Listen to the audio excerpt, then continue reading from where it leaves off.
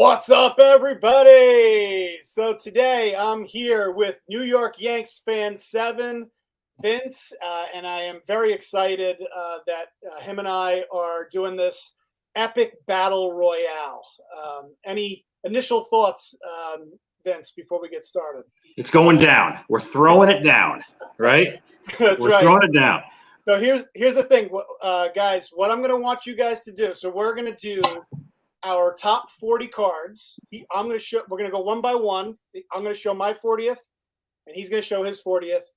After we get through all of it, I'm going to expect to see you guys in the comments say who has the better collection, and I'd love to see some analysis. Like, I think we have some interesting thoughts about like what part of our collections will do better versus others, but we'll see. So this should be fun. This is the first time. I don't think I've ever seen a video like this where they break it down, their top cards, mano y mano. So. Yeah, I think I should go first. You should go last because I know you have that coffin nail sitting at number 1, right? So well, I was thinking we go like you show your 40th and I show my 40th, and then 39, 39 like that. We could do that too. Sure. Yeah, let's do it. Let's do it. Everything is fresh. So it's like a game of war. Game of war. You ready? The game with where someone throws an ace, somebody throws a king. Collection wars. Yes, collection wars. Slab wars. Slab wars. Let's do it. Yeah. Are you ready? Yeah, I'm ready. All right. Number 40 is 1999 Bowman Chrome Freddie Garcia rookie PSA. No, I'm just kidding. I was like, is that number? No. No. It's really easy if that's your. Yeah. I think that plastic is worth more than the cardboard. That card is, it's yeah. That's my kid's toy box card. All right. Number 40 is a card I think you and I got. I think right around the same time. Is the 1983 Tony Gwynn rookie card. All right, I'm already getting kind of scared because I have that further down my list or further up my list. So yeah, don't worry about it, Joe. I know what you got in your top 10. So like I said, I wanted to create some more equilibrium by stretching out the list a little bit, right? So I think you're in good shape. So my 40th card, I felt like it was only appropriate since me and you both are big Star Wars fans. To do this card as my number 40th. Nice. 1977 Star Wars, Luke Skywalker, and a PSA 8. This card's actually gone up a lot. The Wonder Bread card, not so much, but this card has done pretty well for itself over the last year or so. So you bought some cards during a period where I took a break. And that period was when it was a bad time to be buying cards. I think Wonder Bread Luke was in that period, right? So I probably should have stopped. Yeah, I pivoted to comic books for a little bit, but I like that Luke card. I have that Luke card in wonderful condition, if not for a wax stain on the surface. And I'm trying to like carefully buff out with like, my wife's pantyhose method thing, and I don't know. It might still be an 8. I don't know if I can get that wax off there. But all right, so number 39 for me is, a lot of these could, any given day could be up or down the list, but I'm going to go with this 93 Ultra Scoring Kings, Michael Jordan, popular insert card of his, PSA 9. Nice. Awesome image there. It's hard to. Now you're going to be up against, this card is kind of, I didn't know where to put it. It's one of those cards that nobody knows the value. Let's put it that way. So that's my Derek Jeter. Yeah. Refractor, 1 of 1, obviously. I have no idea what to value it at. It's like one of those cards that could be worth a ton of money or only valuable to me. But there it is at number 39. So had to get that in my list, even though I don't really know the value of the card. So several cards on my list were hard to get comps for, and I had to sort of extrapolate based on grades above, grades below, best guess, and some cards you just don't see. And I know you got several of those too. So you just kind of, really just best guess, right, on any given day. Okay, so 38 for me is a card that's probably going to move up over time. Card I picked up before, I think, his first full season for under $300. It's my Vladimir Guerrero Purple Refractor, 2016 Bowman Chrome. Yeah. Numbered card. Cheap too, right? What's that again? You probably got that card for cheap too. Yeah, I got it for like under $300. Now he didn't start out great, when he first came up. But I think nowadays a lot of people are recognizing the value in not just tens, but tens of cards that are numbered. So there's only 250 of these. and it's a 10. And I don't know what the pop is on 10, but yeah, that's it. There's only 250 of these cards in the world, and I see a lot of people talking about that. Focusing on this type of card where there's a known quantity associated with it, right? So it's funny that you went with a purple refractor, because for number 38, I also went with a purple refractor. This is the Eloy Jimenez Sapphire. Nice. This purple is numbered to 10. It's a PSA 10. I pulled this out of a pack. This is the most valuable card I've ever pulled out of a pack, at least as far as the way that I value my collection. And so, and I know Jimenez, kind of had a disappointing year this year, but a lot of people are still really high on him. He's on a really good White Sox team. So I wanted to get that one in there, especially considering it's, my best pack pull of all time. So, but again, another card that, like, good luck trying to, put a value to it, because there's not too many comps for a card number to 10. So. Yeah, best pack pulled card. It's funny you should mention that. I think I pulled. Remember, I used to buy that crap from the collectible card club, and I think I pulled a Griffey Jr. Upper Deck '89 from a Series 2 pack, which is pretty rare. I came back in 8. And then I pulled an 81 Topps Henderson. I came back a 9. That's probably the extent of my pack pulled successes. Okay. So not bad. Probably paid for a couple of months, of that. Sure. Especially the Henderson. Yeah, the Henderson's about $1.25 and a quarter, maybe. I don't know, in a 9, buck and a half. So, all right. So for me, up next is a card we're going to see later on from you. Mine's an 8.5, the Jeter SP. Nice. So I bought this, not this card, but I bought this card raw 20 years ago. And when I first joined PSA, I sent in my copy and it came back as min size, whatever, it gets that short. It was short. It was cut short at the factory. I didn't trim it. I actually got it slabbed in 8, not maybe a couple years ago when I did a PSA submission. But I had bought that thinking, in case I don't get that graded, I do want a graded copy of his. And went with the 8.5 for economic reasons, and there it sits at number 37, I guess. Yeah, 37. Amazing how big of a difference the value of an 8.5 versus a 9. It's actually kind of like crazy. Like the 9 versus and if you were to do a 9 versus a 10, it would be even more ridiculous. I think the 9 was around 5-ish when I bought that 8.5. Gotcha. Yeah. Yeah. I don't know. It's just kind of crazy. All right, next up for me at number 37 is the Ty Cobb. This is a awesome card. And actually, this is like the perfect video to do it with, because you could barely tell the gigantic crease in the middle of it. But it's a 1.5. You see, it's a Piedmont. It's the most common back, and it's got a big crease in the middle of it. But just obviously an awesome card of Ty Cobb, which that card's kind of gone all over the place in terms of value, but lately it's gone for a little bit less, which is why it's further down my list. But pretty awesome card. Yeah, I got that card too, and I might have it a little high in here. Both my Cobbs are hard to comp because I've seen that. I have it on 1 PSA, and I've seen it sell for as little as 26, and as high as like almost 4. Right. So it's really and it's one of those cards where you look beyond the technical grade and more at the eye appeal, right? Yeah. I think it's one of those. So I don't know. I wasn't sure. Mine's going to be a little bit later on. And again, I could have it a little bit too high in this, but mine is like nicely centered, but it has, like, so it's got in terms of eye appeal, it's nicely centered, but it's also got that big crease. So. Yeah. So for me is what's this, number 36, right? So I'm looking at my Trout update, just the base 10, 2011. Nice. The bazillion of these out there, right? What's the pop report on that? Like 70,000. Not a rare card. I think everyone has one of those. Yeah. My next card is going to be the Ruth. This is the 3-in-1. Was this 1935 when he was with the Braves? Yeah. What was he with the Milwaukee Braves? I think. Boston Braves. Yeah. Was it Boston? You're right, Boston Braves at the time. But pretty cool card. The Babe Ruth, and dude, you're in trouble. I'm showing up Babe Ruth cards in my and I haven't even gotten to like 35 yet.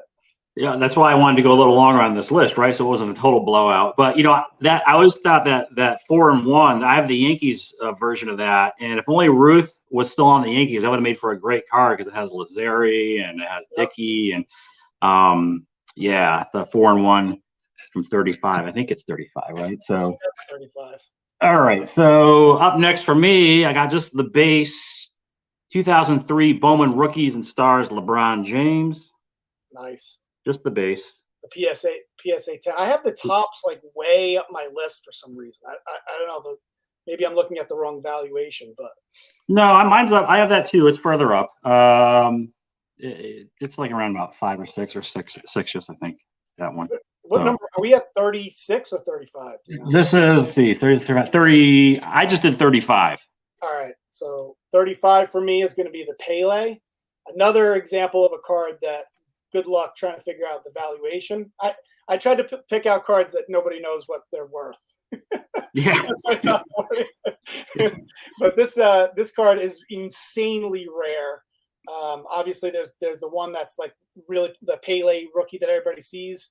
But this is only in a 1, but from 1958. But really cool card that I think was taken out of like a photo album or something like that, or some sort of like magazine, I think. But that's what I have as my number 35 card. Yeah, I never even knew that card existed, nor would I know how to shop for it either. I mean, it's just one of those. How do you look that up? Yeah, I guess. Okay, so back to baseball here. My Banks rookie, 54 tops, PSA 5. Nice. For me, we got the Tatis Sapphire card in a PSA 10. So I'm surprised this isn't further up the list, but it's I don't know. I guess some of these cards have come down a lot. The Sapphire cards, as they become less and less rare as Topps continues to pump these types of cards out. Yeah, I don't know what the print run is. I bought the Jason Dominguez Sapphire, which it's probably a risky move. Several $100s. But I think when I did some research, I think that 2020 Sapphire has got a 3,000 or so print run. So it's not too crazy, but yeah, it's sort of like somewhat of a moderate risk, moderate reward buy for me. I'm very risk averse. I mean, I'll take a flyer on a guy for under $300 like I did with Vlad and later on Tatis and Soto, but I'm not comfortable spending 1,000 plus on a guy who hasn't swung a bat. Yeah. That's why I'm surprised you would even buy that. The Jason, it's a really cool card, but that is really risky. Yeah, because he could be Jesus Montero 2.0, right? And that'd be a complete disaster. You and I have had similar experiences with prospecting. So. Yeah, I'm not good. I'm not good at it. All right, so this next card is one of those tough to comp cards. I've had one on my watch list. No one's bid on it yet, so I can't. I think the last time I priced it out was like January, but it's the 1954 Dan D Mickey Mantle potato chips card and a PSA 4. Nice. And the story behind this one a little bit, this was a knee-jerk, pissed-off purchase because I just lost out on a 51 Bowman at the time when I was looking for that, and I said, "F it, I want to get a Mantle," and I bought this one. Now the centering isn't great, obviously, but it's a 4, and this card is notorious for having potato chip oil stains and things like that. So it's clean. It's just the centering is really kind of what holds it back. But no, it's a really. What year is that card? 54. 54 Dan D potato chips. Yeah. I've been dying to get the Red Heart. I think it's 54. The 54. 54. Yeah. I love that card. I like that card a lot too, but I've never seen it before. So. What? But the Dan D? Yeah, I don't. Well, yeah, and you know what? I've seen it before. I shouldn't say that. But I see the Red Heart a lot more often. It's like lately I've been like, I need to get. So that's like on the top of my want list right now. Yeah. Sometimes if you don't see a card enough, you don't want it as much. But if you see it over and over again, you start going, oh, okay, now I need to get that card. Oh yeah, been there, done that. Yep. So. All right, for me, this is my only oversized card on the list. It's the 1985 Nike Jordan card in a PSA 9. If I had just bought this card like a month before, I was pretty close to buying it in a PSA 10, right around when the Jordan documentary came out, and I waited a little too long, and the rest is history. And I had to settle for a PSA 9, but still a really awesome card of the year before his 86. So surprised it hasn't taken off more. But well, I think because it's oversized, kind of holds it back a little bit. Yeah. I'm not a fan of oversized cards. Probably a good thing because it keeps me out of buying some basketball cards, vintage basketball. I'm just OCD about everything being the same size. Right. Right or wrong. So yeah, but that might be holding it back. If it were a standard size card, it'd probably be worth a lot more, I think. Yep. All right. So we are up to 6, 5, 4. What is it? 32? Yep. 5, 4. Okay, 32 for me is a card that you'll probably like. Is my 41 play ball Joe DiMaggio. Oh. 3.5. Yeah, that hurts. Wow. That should be higher up your list, though. No. No. You know why? I'll tell you why. Because I'll tell you what I have this one at. Joe D. Mm-hmm. Is I got it like 3,200 ish. Okay. So no, maybe. Again, it's hard to comp. That's a really nice version too. It's perfect, like beautifully centered, nice eye appeal. Look closely. It's got a diamond cut. It's got a tilt to it, but yeah, otherwise it's nice. Okay. Color's nice. Okay. So, but there's a diamond cut to it, which is maybe why the technical grade is a 3.5 and not say a 4 or maybe a 4.5. But corners are sharp, edges are good, and one of many cards that I'm glad I got when I did, because a lot of these things just like, so yeah. Yeah. Well, you're gonna definitely have me beat this round for sure, because I have the Mattingly, the 84 Don Russ Mattingly, and a PSA 10, which is one of my favorite cards, but definitely not to the same value as a play ball DiMaggio. So. I bought that card raw at a card show in Albany when they used to have them at the Polish Community Center years ago for $3. And man, I don't know why I bought it, but when I brought it back to my small town where I grew up, it was like it was like the only one in town. It was because you couldn't find 84 Donruss packs in stores back then. And I still have the card. And what I did was, a lot of people buy, they were buying wax boxes. They want to pull a Mattingly, right, from the 84 Donruss wax box from BBC, one of those. But I bought a factory set. With a factory set, not only was it like less than half the price of a sealed box, you're guaranteed to get one of every card. So you're guaranteed to get the Mattingly. And so a lot of that factory set was off-center. My Mattingly was centered, but it was diamond centered. So it might be a 9. I don't know, but that's because I'm not going to buy a 10. So I took my shot at, rolling the dice on a factory set to see what I could pull out of there. And I got and that'll go to PSA probably I don't know, whenever they revert back to some kind of normalcy. I don't know when that's going to be, probably next year. Right. Yeah. So and PSA is not giving out 10s anymore. No, and I'm not going to spend $300 or whatever to grade that card, right? So I could wait. I'm not in a rush. All right. So next for me is, I think this is 32. It's my 53 Topps Mickey Mantle, 2.5. Nice. Yeah, I think we're at 31. I don't know, but I have the 31. You're kicking my butt now. The Topps Gold Jeter, 93 Topps Gold Jeter, which this card went crazy at one time. I think you and I were talking before the video we went live, was that there were some cards that we should have sold earlier this year. That's definitely one of them that I should have sold. It's hard for me to sell, especially a Derek Jeter card. But man, oh man, that cards like that were going nuts. And now I've come, back to earth. So I know we get so attached to our cards, you just don't want to let them go. I know. Even though it makes all kinds of sense. I remember, B Roth 6 actually emailed me about that card. And he wanted to know if I was interested. Yeah, he said, "You want to know if I'm interested in it?" I said, I'm not, but Silverkackify might be interested in that card. And you did, you bought it. So, good on you. Thank you for the referral. For the referral. Thank you. Referral. Yeah, so it was a good call. You scooped it up. All right. Next here for me, again, hard to comp this one. This might be too high on my list, but it's my Cobb Bat on shoulder PSA 2. Nice. This literally was a dream card, not figuratively, but literally.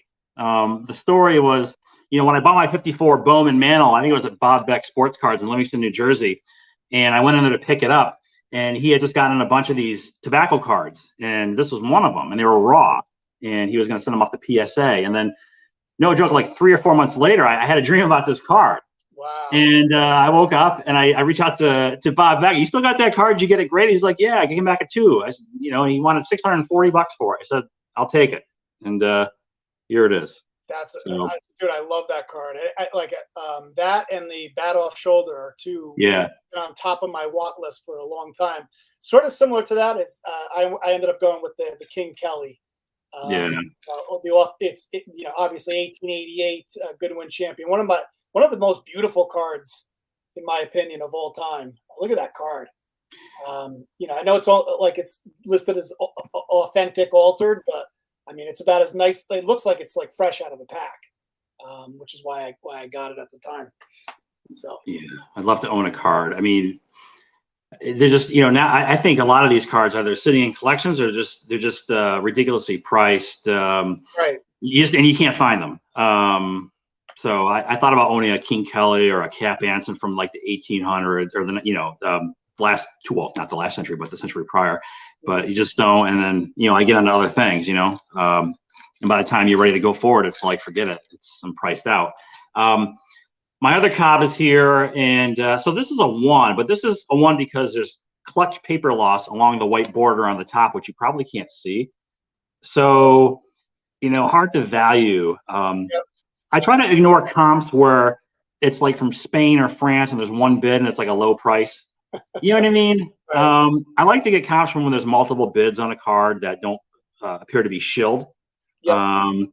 So this is where I have this one. Gorgeous color, and I bought this with money. So I sold. I had a lot of video games. I had a pretty good video game collection. So I sold a bunch pre-COVID, and it basically subsidized this. And unfortunately, some of those games I sold are like ridiculous if you're in the video game space. But I'd rather have the Cobb. It's much easier to store. Sure. And I think it's those keep rising and rising over time. So. That's a beautiful 1 too. That's like the most beautiful 1 that you could possibly have. Yeah, that's my kind of 1, right? It's not like it looks like some orangutan farted on it. It's a good looking 1. All right, for me, going with the Clemente rookie. This nice. Is a 3.5, but again, you and I have very similar taste. I think I ended up paying more for this 3.5 than 4s and some 5s were going for, is because of the centering, which you don't see centering like this on Clemente rookies. It's really tough to find. So that's my whatever number we're on. that's well, I'll tell you, 5, 4, 3, 2, 1, 30, 20. I'm on 28 now. 28. Okay. And for 28, I have a card that it's one of those that'll probably move up over time. It's his first Chrome card, Tom Brady, 2002 Bowman Chrome, PSA 10. Nice. I was actually looking into that recently, and it was a lot more expensive than I was like, I want to get another Brady to the collection because he's undoubtedly the GOAT now. Yeah.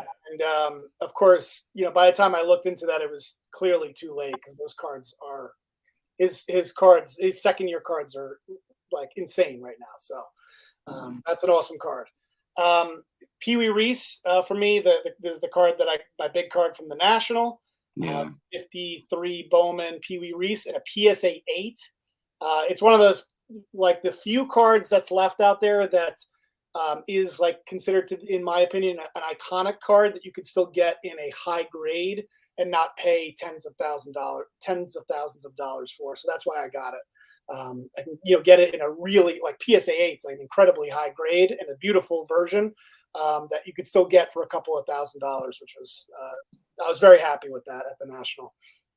I've looked at that card in the past. It's a great card. It's just like you can only get to so much. You know what I mean? You just can't get everything. And then, like I said, by the time you circle back to it, it's like, well, I'd rather get this thing instead, and that's that. So, but that's a gorgeous card.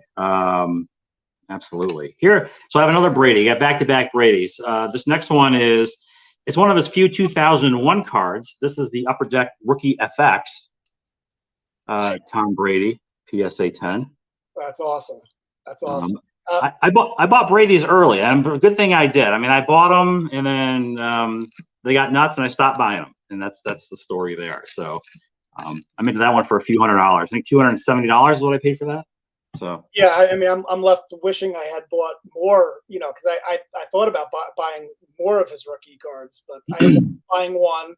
But then again, I'm also happy that I got one. I'm sure you're happy to have those two cards. So I ended up going with the Tony Gwynn. Clearly, I have him high. It's funny because you had the Ty Cobb 1 higher than I had the Ty Cobb 1.5, and then I have the Tony Gwynn probably ranked too high on my list. So. I didn't know how to price the Cobb. I mean, so like I said, going in, I probably might be a little high. Yep.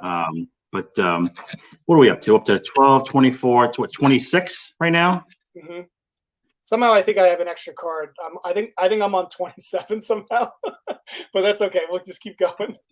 All right. Well, you can show it at the end and tell us where it belongs. Yeah, maybe I'll catch up by showing two cards here. You show two cards. So this one is, let's see, 12, 24. Yeah, this is number 26 for me. My whitewashed 56 Topps Mantle and a 6. And when I bought this card, it was the most expensive card I ever bought at the time when I bought it. It was like $750. And this is going back 10 years ago or more. So, nicely centered. But, I didn't realize at the time when I was buying PSA, I really was focusing on the grade too. I didn't look for, and I talked about that, where I didn't pay attention. I was buying the grade, not the card. Yep. Now I do the reverse, and you hear that a lot, right? But still a nice card to have. Just the color isn't as vibrant as maybe it's not as vibrant. No, I see what you're saying. It's really like, besides that, it's a beautiful card. I mean, it's nicely centered. Yeah, nice corners, at least from what I could see. Yeah, no, it is. Yeah, very nice. So the whitewash holds it back. Yep. All right, so I'm gonna, just to catch up, because I messed up. I'm gonna just show two cards at 26. All right. I'm gonna show the Hulk Hogan rookie card in a PSA 6. This card's actually been going up a lot lately, and this is my 52 Bowman Mantle SGC 3.5. So just to catch up, I'm going to show two cards at 26.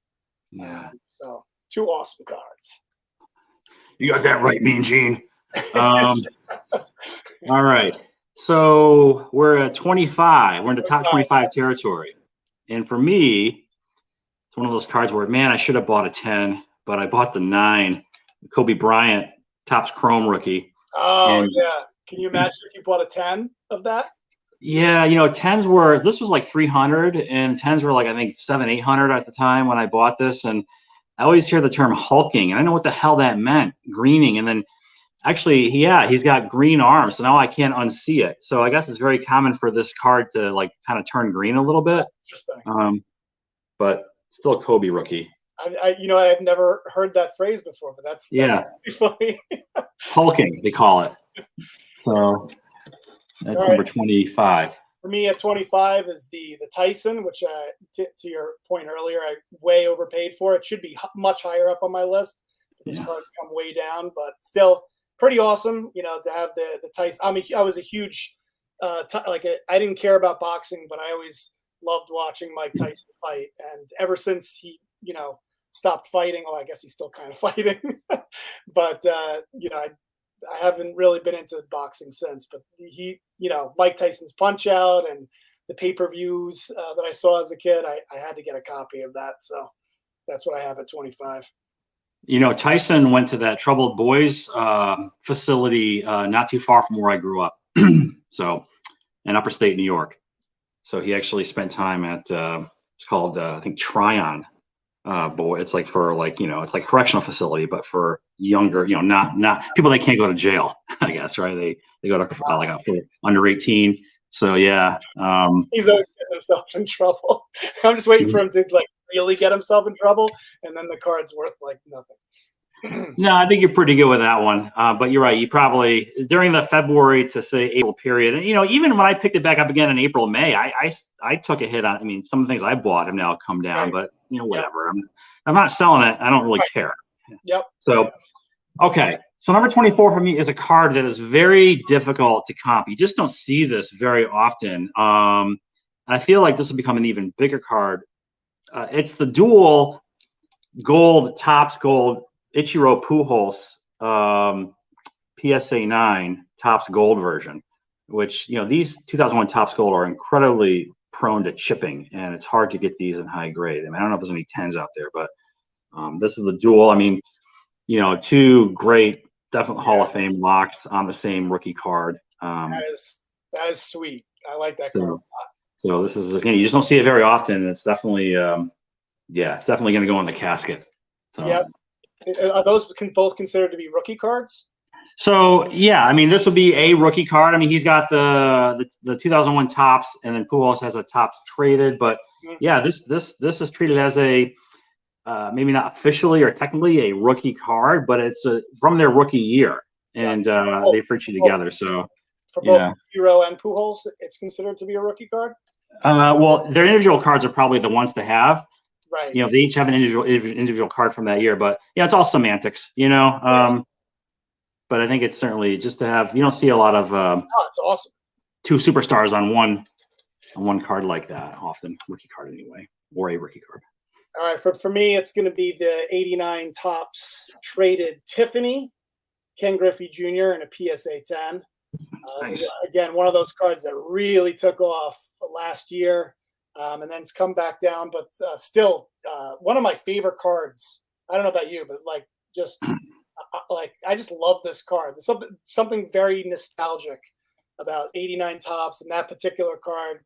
So I love that card. So I love it too. It's a great card. I have it in a 9. Some cards I'm willing to fork over the 10 money for, and some cards, it's all a matter of personal preference, I guess, right? So I think it's one of those. I just want it in my collection because it's such a great looking card, but I don't really care if it was a 9 or a 10. Okay, so let's see. 80, 90, 20, 20, what, 23? Yep. My Koufax rookie, PSA 6. Nice. PSA 6. Wow, that's a nice 6 too. This is back when I bought this card, whatever year I bought it, a year later, it actually had gone down in price. It was before the craziness, right? Mm-hmm. I think I'm into this for about like 1,100 or so. And then I think when I looked a year later, whatever year that was, it was like under 1,000 for a 6. And it's like, what happened? He's not playing, obviously. What drives the price down on a guy who's retired and already in the Hall of Fame? Values don't make a lot of sense most of the time. Yeah. And then here's my casket card for sure. The Mattingly Tiffany in a PSA 10. Yeah, nice. Speaking of cards that don't sell very often, that's one of them. But that will definitely if I had to sell my collection, that would be the last card to go, probably. So. Yeah, Tiffany cards are, going back to that sort of, you focus on the limited cards, the numbered card. It's limited to 5,000, I think, the Tiffany's. Yeah. And you don't just see many 10s of those, as you said. I mean, I've got the base Topps in the 10. Just because, it's a card I grew up. It was like a big card, that one, the 85 Topps Gooden, the 84 John Russ Mattingly. All right, so what do we got here? Okay, so moving on to 22. Yeah, 22. It's my Pete Rose rookie. Nice. No, I need to get that. I don't have a Pete Rose rookie. I'm kind of embarrassed to admit it. He's not in the Hall of Fame, but he sure is priced like a Hall of Famer. And this was a huge card in the 80s. This is and of course it was notoriously counterfeited, right? And I picked this one up from, I think, Just Collect Auctions a few years ago for, at the time, was a reasonable price, and centered well. And hard to tell centering because, there's no top sort of border thing to reference, kind of, so it seems to be centered well enough. The Rose. Yeah, I don't know if Rose cards, Bonds cards have gone insane over the last year. They keep going up. Bonds? Yeah, Barry Bonds. His Tiffany PSA 10 just keeps going up. It's insane. But I wonder if Rose will do the same. There's the LeBron James Topps and a PSA 10. Do you have this in your? Yeah, I do. And I have that one actually coming up very soon. I've got it in around the 4,500 range. Yeah, right. Somewhere in there, I think. It's come down a bit. but still way up from like, you know, I think I bought this for like, I don't know, like $1,000. I like, and that, you know, it went up to like 10. You know, Yeah. So Monopoly money. Right. I gotta wonder who was paying this kind of money for these cards and what are they doing now? I always, even if you wanted to sell a card during the madness, I'd be fearful of the eBay return, like, you know, you know, who wants to deal with that? But they've clamped down on that now. I don't think that's even possible anymore, you know, the remorse thing. But that was also sort of like a roadblock for wanting to sell cards, because you're always wondering, well, whoever buys it, they're gonna try to return it in a month, you know, because the price dropped. And a lot of that went on. Okay, for me, whatever number this is my Dr. J rookie from 72 Tops. PSA 8. PSA 8? Oh, PSA 8. I'm surprised. Wow, I would think that would be higher up on your list. PSA 8 Dr. J? Dr. J, yeah, no, I got it at around like 4,400 or so. Okay. And maybe it's more, you know, maybe it sells for more today if I listed it, but I don't know. That's just the range of prices. It got as high as like 10, like everything else, right? Well, yeah, no, it's just interesting. And so I have the Hank Aaron in a PSA 4. I think all this, like, really what it says to me is that, you know, I still think that basketball vintage is, and football for that matter, is really, there's some opportunity there, because it's still, if you compare it to baseball vintage, it seems to be still pretty low. Because if I'm comping like a Hank Aaron rookie and a 4 to a Dr. J and an 8, I just think that that's kind of interesting. There's also a lot lower print runs for the basketball stuff, right, than there is to the baseball stuff too, which adds to the, I guess, the potential for, I guess, bigger on paper returns, right? If you follow that sort of thing. So, okay, so here's my 10. All right, so we already saw this card, right? My Topps rookie base, bought it for like $240, whenever that was. At the time, it was the fair market value. So that's what I have there. So we're at number 20, right? We're starting to get into some of the big boys, 14, huh? 15, 16, 17, 18. My next card is number 18. My number 20 was the, oh, I'm sorry, I skipped a card. My bad. All right, I screwed up, Joe. Okay. All right. So we both screwed up. Okay, so actually the Chrome comes first. LeBron, look at this thing. Can't even get a. Okay. The Chrome 9. Okay. Yep. The Chrome 9 comes after the Dr. J. You know, the Chrome 9 and the base 10 are very, very close in price. When I bought the Chrome 9, it was like $160. 10s were like $700, $800. And, you know, I think it was, yeah, I guess I wasn't into basketball as much as I was baseball, at least not until recently. And therefore, I don't want to spend a lot of money on basketball cards. You know, so, but it's still a nice card to have in a 9. So now we're caught up. Sorry about that. So wait. So how many do you have left? You have 18 left? 12, 13, 14, 15, 16. Yeah, I'm on number 18. All right. So I got to show 20 and 19 then. Oh, okay. All right. To get me caught up then. So we got number 20. Oh, actually, this is number 20 for me. The Reggie Jackson rookie in a PSA 8, and the Michael Jordan rookie in a PSA 6. So that's number 20 and number 19. Starting to get some pretty awesome cards now. Not that we weren't already, but the Jordan's been one hell of a roller coaster over the last. I know. Another one that I should have sold. You know, at the, I mean, good grief. But also should have bought too, because like, you know, there. Yeah.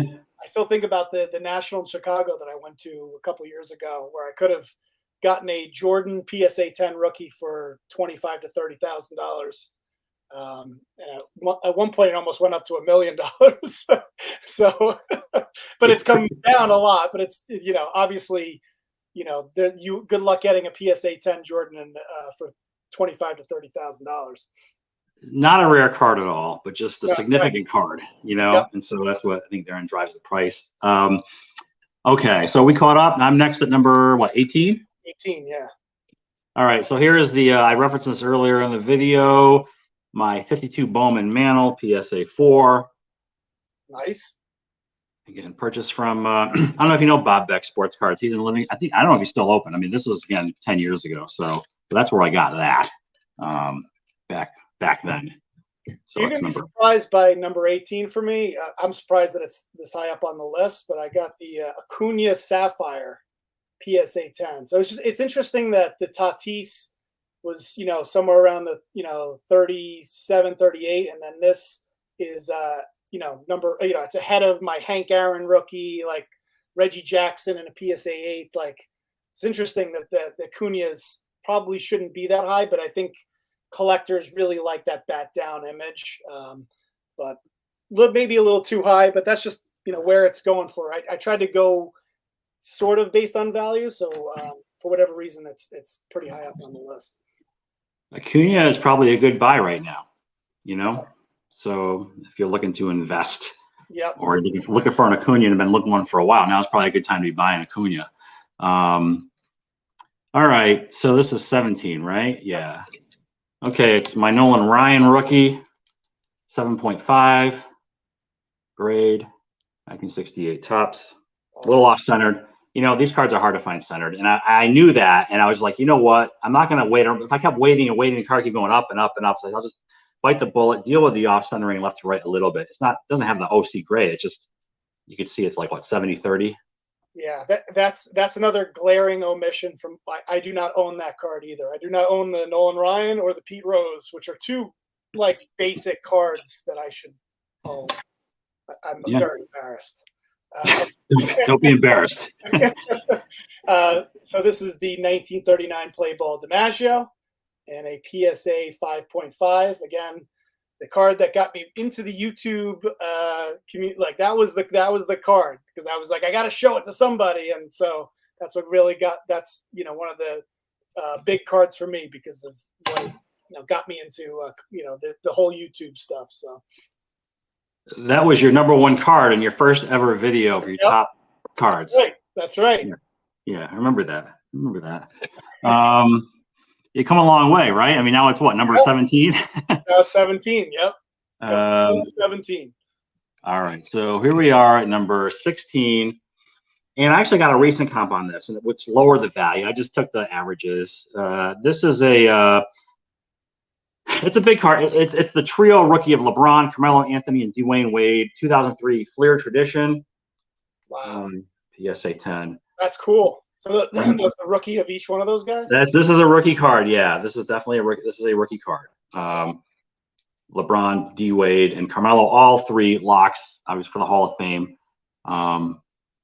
So yeah, I got this one because it's reminiscent of the Bird, Magic Johnson card from 1980. My Bird Magic PSA 7 just missed this list.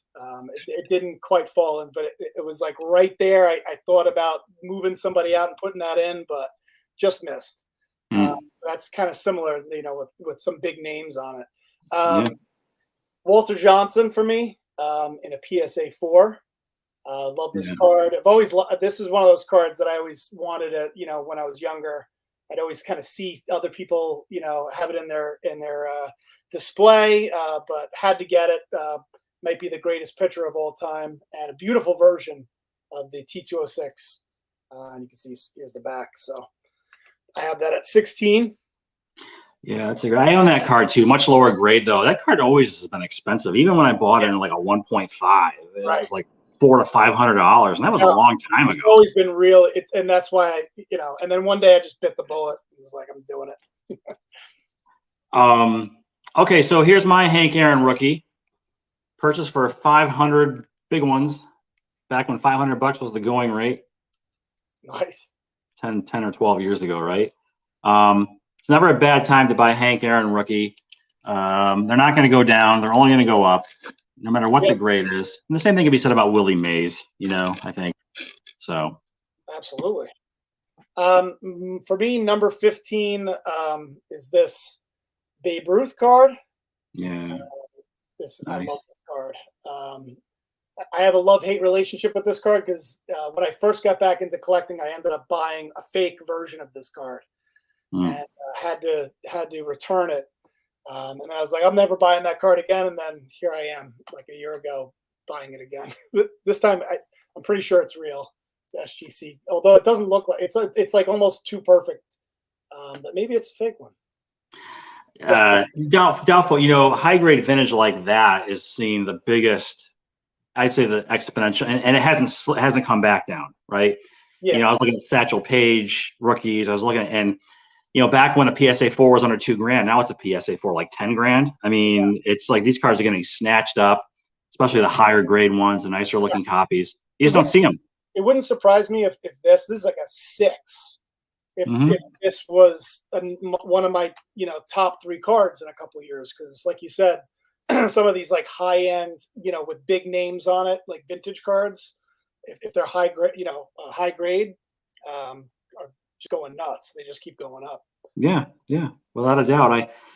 This is what are we at to 12, 14. So number 14 is a card I mentioned. I'll take a flyer on an unknown for under $300, right? I'll roll the dice, and I did it with this guy. I mean, he did have a lot of expectation, for outperforming. It's my Bowman Chrome Blue Refractor Fernando Tatis from 2018. Nice. No, 2016. Purchased for like $240. Again, I think the pop on this is like 14 or something. It's crazy low. Wow.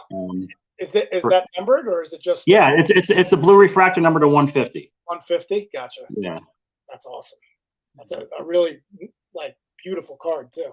All right. Gonna go with the Jackie Robinson. I don't know if you saw this. This is gorgeous card. Yeah. Boom. Yeah. PSA 8. Yeah, I got that. I got the welfare version of that in a 7. Lower grade 7. But I bought my 7 for like $470. So it's a little. I mean, I joke obviously, but yeah, I have that card. It didn't make the list. I almost did, but not quite. But that's a great looking card. His last Topps card. And the 56 set is just a gorgeous set, right? So, okay. So another modern. A lot of these. It's funny, in the last 18 months or so on YouTube, it seems like a lot of these channels that have sprouted up, it's like they all focus on like 2017 or later stuff. You know what I mean? I don't know if you see that. You know what I mean? So stuff like this. But it's a nice card. I bought this like $350. 2018 Topps Chrome Refractor Juan Soto, number to 250. Wow. Yeah. So this is HMT 55. Yeah, not the pink, which you see a lot more of the pinks. This is the regular refractor, and I think it's his only Topps. Yeah, I think it's his rookie card. So flagship, I guess they call that Topps. No, I have so many of the just the regular 2018 Topps update PSA 10s, but don't have any like the refractor. That's the update set. Yeah. Okay. Number 13 for me is the Lou Gehrig rookie card. The Gowdy. Do you have this? The Lou Gehrig?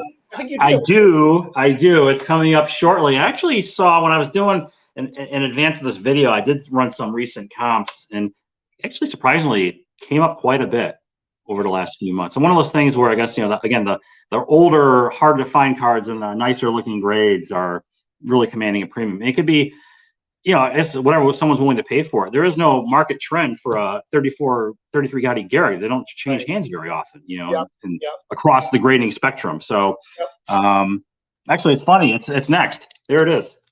Nice. I got it in a 2.5, and I remember the guy bitching about this when I bought it.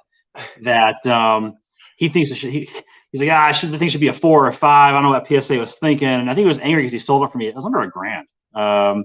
Right. I'm like, hey, whatever, man. I'll take. You don't want to sell it, don't put it on eBay. But it's nicely centered. That does look really nice for a 2.5. The only thing that gets me is, the artwork bleeds into the white border, so it gives it the impression it's not quite centered, but it is. You know what I'm saying? I don't know if you probably can't see that, but like down here, kind of bleeds into that white edge, making it look like there's less white there, but it's just the artwork kind of like. So anyway, that's number 12 for me. Our Lou Gehrigs. All right, number 12. Yeah, no big deal. Just our Lou Gehrig rookies. Yeah. Here's the what year is this? This is 49 Bowman Jackie Robinson.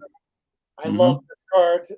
Obviously, what's there not to love? But his first Bowman card in a PSA 4, great looking card.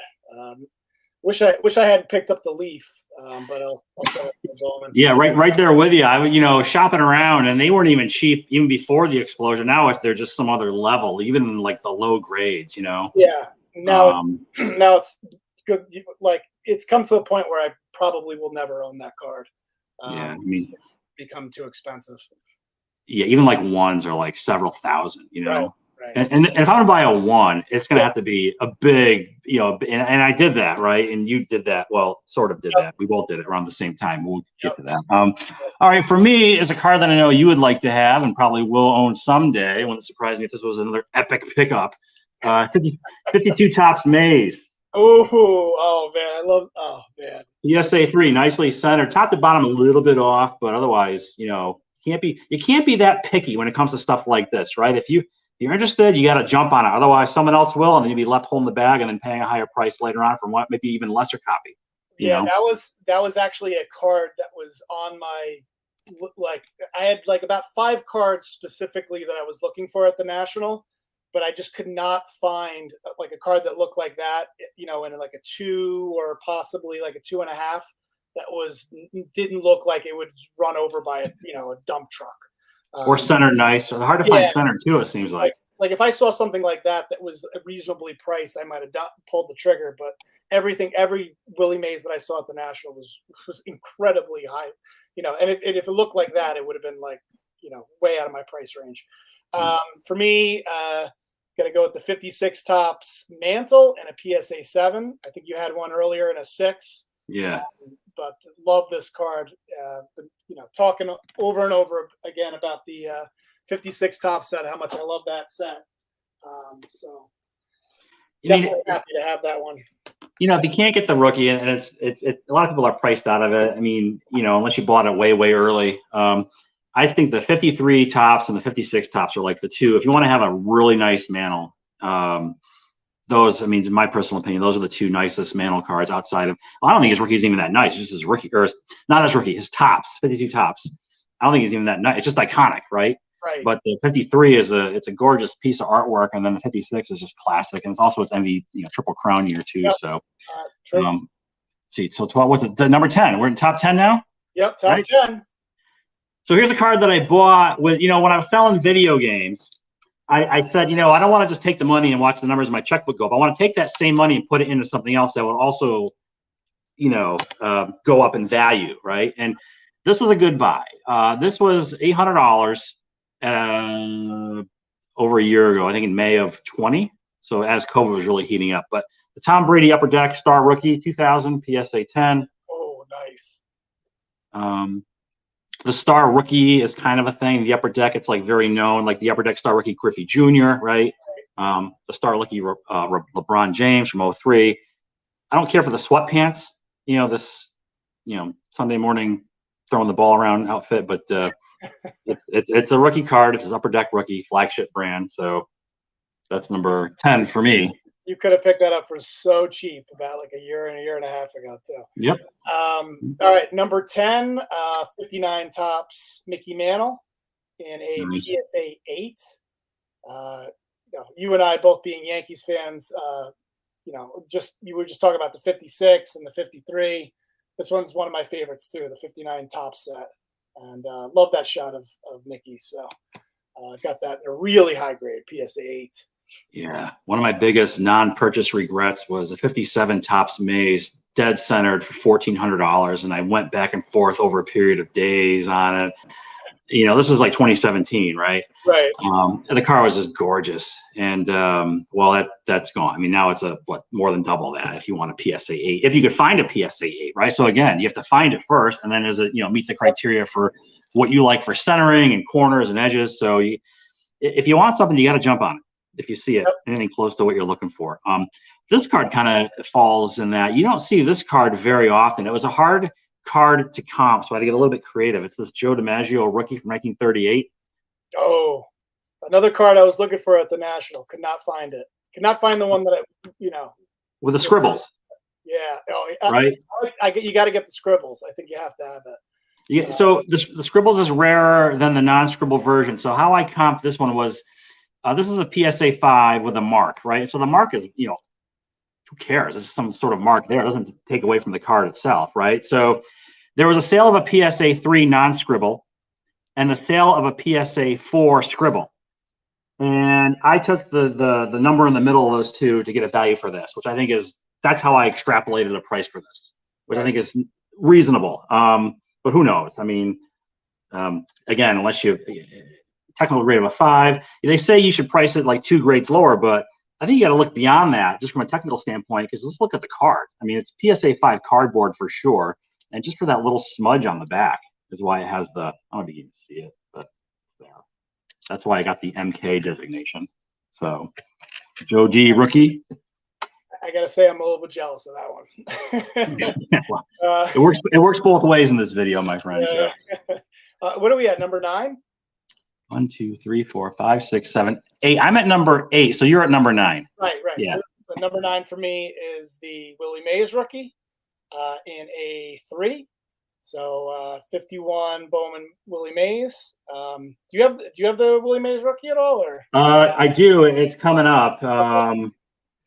Bought it when the eBay sales tax first was implemented, which really sucked, right? eBay sales tax. Remember when you were buying cards and suddenly, wait, what the hell is this, right? Like, you weren't ready for it? Well, it's like you bought a card. It's like, wait, what? Sales tax? I missed the memo on the sales tax. Yep. Not on the Maze I got, but on some other stuff. So that was a rude awakening. But for me so again, a card that I put here because, the technical grade, you might have this lower. I don't know, but I'm going by the strength and eye appeal. And it's my Bowman Mantle rookie in a 1.5. Oh, and yeah. The reason why it's this on the back is the issue, right? The paper loss on the back. The paper loss, yeah, that's the one. But the eye appeal, I mean, who cares about the back? I mean, so I couldn't afford a card this Mantle that looked this good for the price I got it at, unless it had this going on in the back, right? At the time, I think this was just under $3,000. I bought it on Christmas Eve. Merry Christmas to me, like 4 or 5 years ago. Yeah, so this is my Mantle rookie, and it has a little bit of registration issue on its jersey number. It's hard to see from the camera here, maybe, but whatever. I mean, again, you can't be too picky. I love it. I've always said I love that. Like that is something I would go, because I'm the same way. I could care less about the back of the card. And yeah. So you can't a 1.5 that's wrinkled and creased and dirty, I don't think would not sell for the same as this 1.5, right? So you got to look beyond the technical grade, I think, sometimes on some of these key cards. Agreed.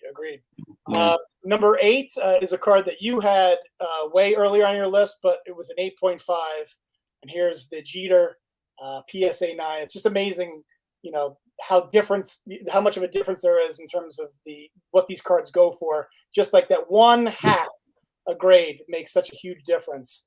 But it's as high as like ahead of my Willie Mays rookie, ahead of a 59 tops Mickey Mantle and a PSA 8.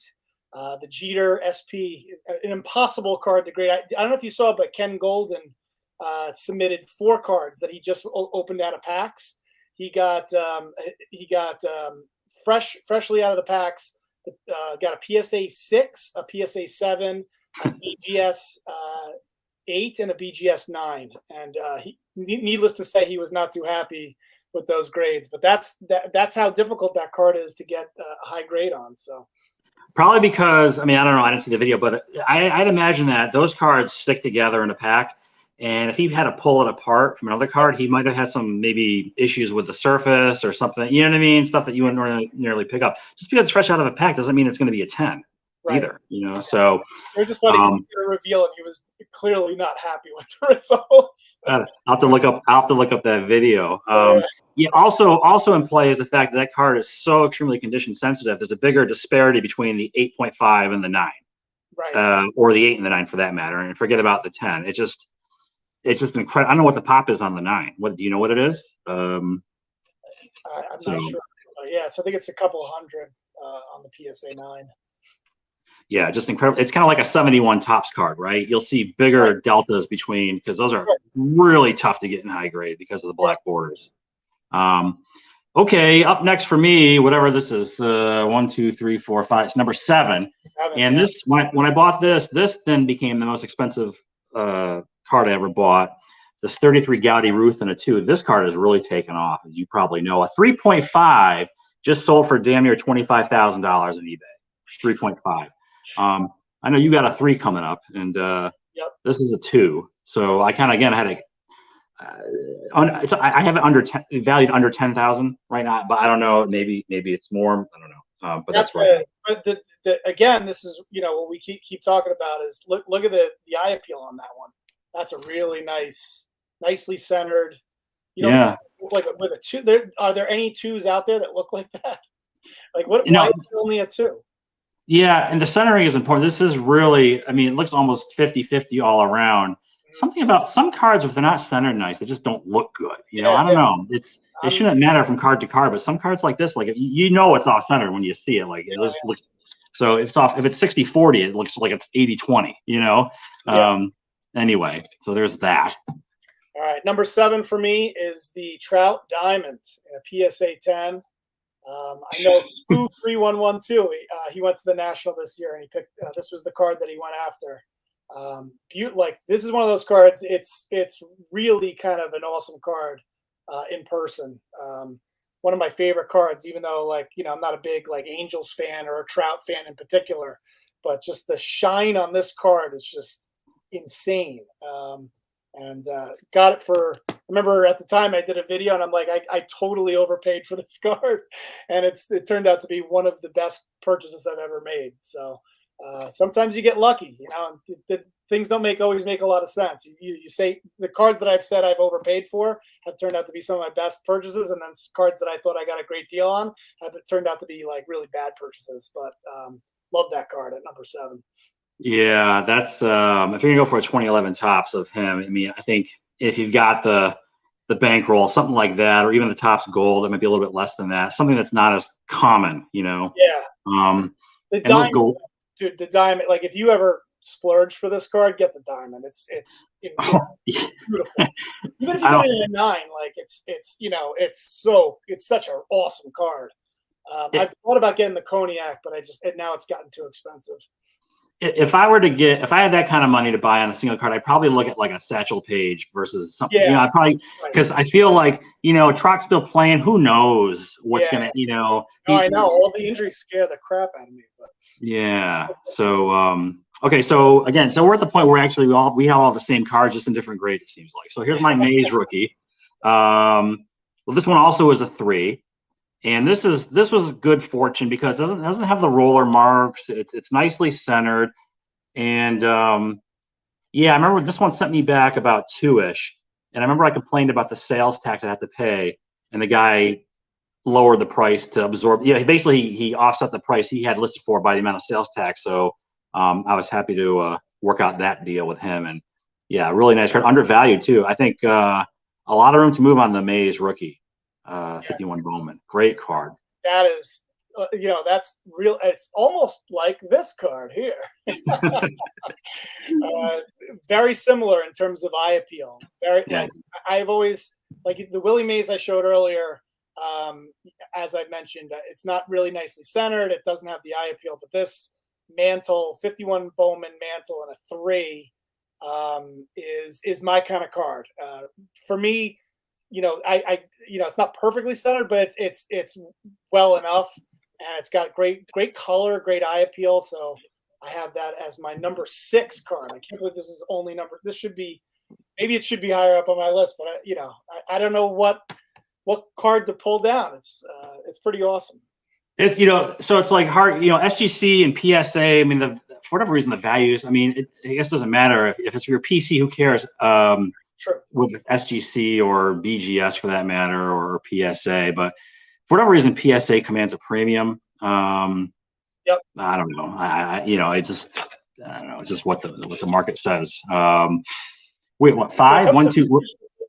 SGC or PSA. I could, for me, with vintage, I'm good with either. That's just for me. Yeah, I don't know if you saw. I mean, I bought my first non-PSA slab, but I intend to crack it out. It's the Ted Williams 41 play ball that I bought maybe last time I did a Friday Night Vintage. But But yeah, that's my first non-PSA slab. That's because I bought the card, not the holder. But I do want to end the PSA slab just to keep, again, to satisfy my OCD sort of, all right, so my number 5 card. Actually, I sought the advice of another YouTube guy, Blue Jacket 66, on this one because you don't see this card, and we were kind of on the same page with what the value might be or what it might realize. It's my 1950 Bowman Jackie in a 6. Ooh, it's so funny. Like that is another card that I was keeping a very close eye on at the National. I almost pulled the trigger. I think on like a 3. It was so expensive. That PSA 6. Oh my goodness, that's awesome. Yeah, I got it from Baseball Card Exchange, and I remember emailing Steve Hart, and because the way I do things, if I know the seller on eBay has a store, I don't go through eBay, right? It's you'll save money, especially nowadays. And I emailed him and said, "Hey, would you take this for the card?" It was like $70 less than what he wanted, and he said, "No." He said, "No, it's Jackie. It's the price." The price. I said, "Okay, fine." And I'm glad I agreed to that because this was $1,100. Whatever year that was, right? 4 years ago or so.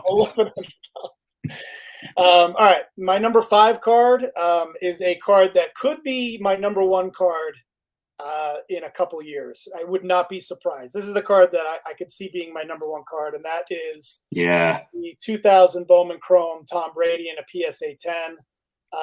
The reason why I say that is like this, like we talked about it before, Brady is becoming the equivalent of Jordan in football.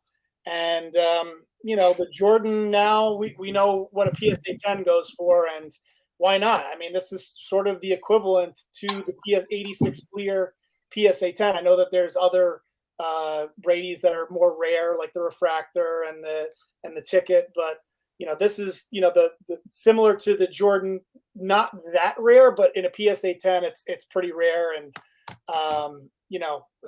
it's gone up and down a lot, but if he keeps doing his thing, I mean, is he going to play till he's 50 years old? And just if he wins another championship, I mean, it's just the sky's the limit on that card. So I'm glad I have it. You bought that card. You couldn't have bought that at a better time because you bought that card at like $1,800, and then 2 weeks later, it started this meteoric rise into the whatever. Now it's in and around 20-ish, I think. At least that's where I kind of have it valued, right? Somewhere in that range. So, I got that coming up very soon here too. For me, number 4 is my 80 Topps Bird Johnson Dr. J rookie 8.5 grade. Awesome. Come down a lot. I think it's undervalued, to be honest with you. I mean, this is one of those, you got 3 mega stars here, 2 rookies. Right. No, I had thought that this card was going to take off, and that's why I got the 7 when I did. But it didn't. I didn't expect it to come down. I was wrong about that, but it's come down a lot. But I agree. I think it might be an undervalued, I think it's definitely undervalued. It'll go back up. It'll catch back up and then go beyond it. If you hold it long enough, you're in good shape. So. Yep. All right, at number 4 for me, again, a card that, as you can imagine, is an impossible card to value, is the Cap Anson in a 5. This could be, you could argue this is my number 1 card, but it's one of those cards, there's so few sales of this card. You take into account that this card gets sold like once every couple of months. You take into account that it's a 5. There are very few that are higher than this. You take into account that if you look at the eye appeal on this, like if another 5 is sold, I guarantee it won't look like this. So it could easily be my number 1 card, but then there's also, his checkered past, which is going to become a problem. Seems to, become a problem, but he is also considered to be the biggest star or greatest player of the 19th century. So I don't know where I have it at number 4 for today, but it could, it moves all, like it could be my number 1 card. It could be my number, 15 card for all I know. So let's talk about that card for a minute. So the way I recall is you went to a national with a specific purpose to buy that card, right? Whatever, and then you get to the national, you get to the hotel. I don't know if it's the day of or the breakfast, the day after you arrive. There's a guy there. You strike up a conversation with this guy. He's got a case full of cards, all tobacco cards, but then there's that card in the case, and it's a 5 of all things. Yeah, he had anytime during this, do you think you're being punked or set up? I mean, what are the odds of that happening? No, I know. And he was, I literally met him. Yeah, it's like it's either destiny or I got punked. I'm not sure which one it was. I probably got punked. But I mean, he's just sitting. He just happened to be sitting at the same hotel, and he showed me his cards, and he went through the T206 set. His T206 collection was something to behold. But he had this. The reason why he was willing to even think of parting with it is because he was really focused on the T206 set. And, I was like, you know what, let me, I'm interested, but let me walk the floor. I don't want to purchase this from you right now. I ended up walking the floor. There was nothing even remotely comparable at the show. Nobody had anything like that. And I was like, okay, well, this is my chance. If I really want this card, now, I will not have another opportunity to buy it. So I pulled the trigger and purchased it from him right there in the middle of the floor in the National. So it's kind of crazy. I don't know how you even comp something like that because, as you said, I mean, they just don't exist, right? So I basically paid for it. It was like he was the sale, so I paid a little bit more than what he bought it for. So that's how it was. Great card, gorgeous card. All right, top 3. The last 3 cards are here. All right, so number 3 is a card I bought from 4 Sharp Corners. And full disclosure, I bought the grade, also the card, but I just wanted the card in a high grade. It's the Jordan rookie in an 8.5. Nice. This was $1,900 from 4 Sharp Corners back when that was a good price. Wow. And of course, this got as high as 40 or 50, stupid money. Right. I'd be afraid to sell it. Like I said, I fear that someone would try to scam you, or switch the card out, or anyway, yeah. So I mean, no plans to sell it. I just wanted this card in my collection. I remember kids buying my classmates buying 86 Fleer basketball. I was buying 86 Fleer, 87 Donruss baseball. I'm like, what are you buying those stupid basketball cards for? You and me both, man. You and me both. I so much. I was like, why are you buying that? One of my buddies had 3 of them growing up because but he didn't even collect cards. He just happened to have 3 of them because he was a basketball fan. So anyway, here is my number 3 in a PSA 3, the 33 Gowdy Ruth that we just talked about. I think yours was in a 2. So this one's in a 3, which is why it's higher up on my list. Again, could be my number 1 card. Not really sure, but today it's at number 3 on my list. Love this. I mean, I do want to get the other Gowdy cards, but they've, all the Ruth cards have gone completely bonkers. But I'm happy because that image for me is my favorite of the 4 images in that set. So went with that. I briefly was shopping around for the 32 U.S. Caramel Ruth. But I put the brakes on that rather quickly because of just, it's just ridiculous now, even in really low grades. All right, my number 2 card is the Brady. Bought for $8.99. I think before he won Super Bowl number 3 or 4. I don't know when it was. 5 years ago, I bought this. So, I didn't even realize you had this card. That's awesome. Yeah. I wonder, I think, what is it what's the pop on that? 300, something like that? 300. I don't know. PSA 10? I don't know. You don't know? Do you even subscribe to my channel? What do you mean you don't know I have this card? You a subscriber of mine? Yeah. I might tune when it comes to non-baseball. I probably tune out. Probably, yeah. I mean, I was mostly baseball for many years, and I started branching out a little bit maybe 4 years ago. Yeah. Right. So, but that's number 2 for me. Nice. Number 2 for me is. Which I'm assuming is your number 1 card. This is my number 2, the authentic altered 52 Topps Mantle. This is speaking of cards that are impossible to comp. The fact that I have an authentic version, there was an authentic version of this card that I think sold for $45,000 recently, and then there was another one that sold for $20,000. So it's all over the place. I think this was probably somewhere in the middle of that. just because it's not as nice as the one that sold for 45, but better than some of the one that sold for 20, which was like it looked like somebody just smashed it into the ground and then urinated on it. Yeah, the card is not rare, but it sure is popular. And I think we got ours around the same time, if I recall correctly, right? So I jumped on that boat just before it took off. It left the port and just out there floating around now, you know. So yeah, you're right. It is number one for me. Baseball card exchange purchase, jumped on it. Again, I saved on sales tax, which was huge for something like this.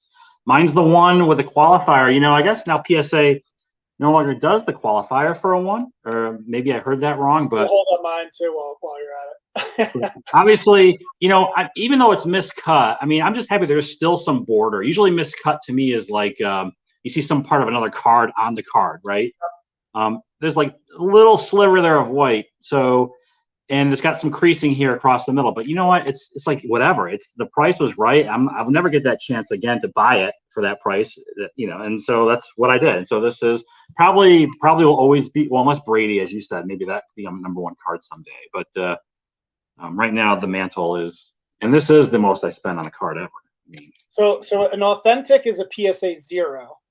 A 1 MC, usually that means you bump it down 2 grades. So is that yeah, PSA -1. I actually had this conversation with somebody. They said, no. PSA looks at it as a 1. So, I'm just messing. Yeah, it's a PSA negative. I'll get a reholder with a PSA -1. So awesome. All right, and then of course my number one card is going to be the Trout still. You know, PSA 10. This is with the Cap Ants, and obviously the 2 cards I got back to back, like 2 weeks apart from each other. But I still have this as number one. I know Trout's had kind of another injury riddled season. Could have been, he was on an MVP track last year and then got hurt. But I still, this card is still too iconic to not have as my number one card, and the fact that it's a PSA 10 had to put it at number one still. So. Insane card, yeah, and quite a set of cojones to purchase a $10,000 modern card. I mean, maybe it's different now because it seems like those cards are everywhere. These 4 or 5 figure cards come out of packs now like it's nothing. But big time, big risk, big reward for that card for sure. Yeah. So that's it. You know, in terms of baseball, like modern, that to me that is right. You know, right. I can't think of anything that's really a bigger card modern wise than the Trout Bowman Chrome Auto. You know, what was the 1 of 1 that Vegas Dave sold? How much did that go for? Like $4 or $5 million? Something ridiculous. Yeah, $4 or $5 million. Yeah, it's silly money. It's like some whole other world that I'll never be a part of. So Freddie Garcia maybe makes the list next time. I don't know. Yes. Next time, I'm sure. Big rookie card, PSA 9. But anyway, so we've been doing this for a while, Joe. It looks like, what, an hour plus. Good grief. Yeah. Good times, man. That was awesome. You know, hopefully you guys, everybody that's home watching it, really enjoyed it. Would love to hear what you guys think. We're gonna try to premiere this, and that way we can kind of. Vince and I will be on. NYYANKSFAN7 and Silverkackify will be on with you guys and chatting along with you. But should be interesting to see the comments on who won this epic battle between Silverkackify and NYYANKSFAN7. So any last words before we end? What's next for you? What do you got going on? Anything insight on or? You know, after the Jackie, I got to start saving up again. But I'm sure there'll be something soon. So I don't know. We'll see. You know, I already mentioned I think like 10 cards during this video that you have that I want. So you probably pretty much if you look back at your list, like those are basically the cards that I want. The DiMaggio, the Jackie Robinson play ball, the Nolan Ryan rookie, the Pete Rose rookie, you know, things like that. So we'll see. Yeah.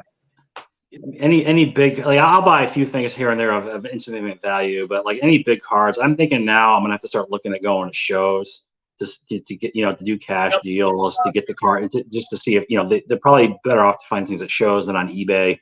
And I may have to maybe look into trading some stuff I have to help offset the cost of a big card. Look at some things I don't really care about maybe so much, and see if I could trade some value into that to lower the cash price. But other than that, I mean, I told you I was looking to finish out my '60s Pete Rose run, and then really nothing on the horizon as far as targeted big purchases, so to speak. So, be pretty a boring winter, maybe. I don't know. Yeah, you guys at home can look forward to a very boring winter from Silverkackify and New York Yanks fan. That's basically what we just said. I mean, I'm opening up new wallets on my channel now. I mean, if you somewhere like, I'm talking about mundane. I mean, I'm doing stuff like that. On there. Yeah, instead of Friday Night Vintage, it'd be Friday Night Wallets. I'll just talk about new wallet that I pick up on Amazon. Nice. So, all right, awesome top 40. I think I definitely had a good time doing this. Hopefully you guys enjoyed it too. And I will talk to all of you guys later. Peace. Take it easy, Joe. Thanks, guys. See you later. Yeah.